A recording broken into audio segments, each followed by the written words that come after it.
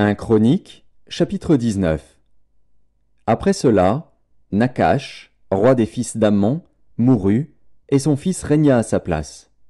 David dit, « Je montrerai de la bienveillance à Hanun, fils de Nakash, car son père en a montré à mon égard. » Et David envoya des messagers pour le consoler au sujet de son père.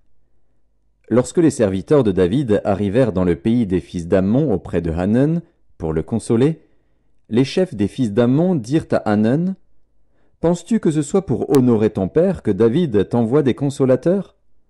N'est-ce pas pour reconnaître la ville et pour la détruire, et pour explorer le pays, que ces serviteurs sont venus auprès de toi? » Alors Hanun saisit les serviteurs de David, les fit raser, et fit couper leurs habits par le milieu jusqu'au haut des cuisses.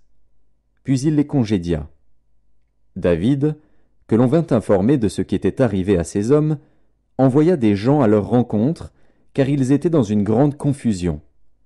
Et le roi leur fit dire, « Restez à Jéricho jusqu'à ce que votre barbe ait repoussé, et revenez ensuite. » Les fils d'Ammon virent qu'ils s'étaient rendus odieux à David, et Hanun et les fils d'Ammon envoyèrent 1000 talents d'argent pour prendre à leur solde des chars et des cavaliers chez les Syriens de Mésopotamie et chez les Syriens de Maaka et de Tsoba. Ils prirent à leur solde 32 000 chars et le roi de Maaka avec son peuple, lesquels vinrent camper devant Médeba. Les fils d'Ammon se rassemblèrent de leur ville et marchèrent au combat.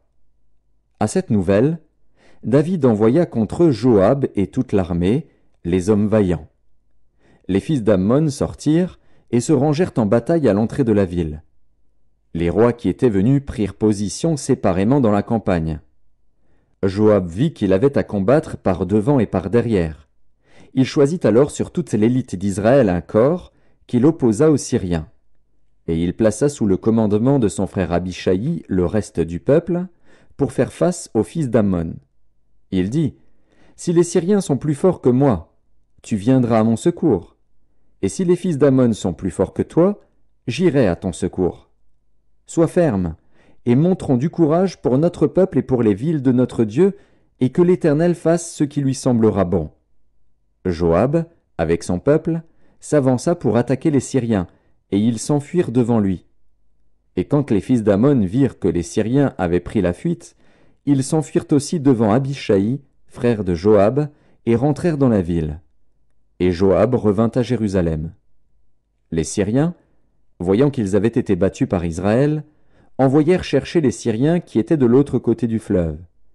Et Shophar, chef de l'armée d'Adarézer, était à leur tête. On l'annonça à David, qui assembla tout Israël, passa le Jourdain, marcha contre eux, et se prépara à les attaquer. David se rangea en bataille contre les Syriens. Mais les Syriens, après s'être battus avec lui, s'enfuirent devant Israël. David leur tua les troupes de 7000 chars et 40 000 hommes de pied, et il fit mourir Shophar, chef de l'armée. Les serviteurs d'Adarézer, se voyant battus par Israël, firent la paix avec David et lui furent assujettis. Et les Syriens ne voulurent plus secourir les fils d'Ammon.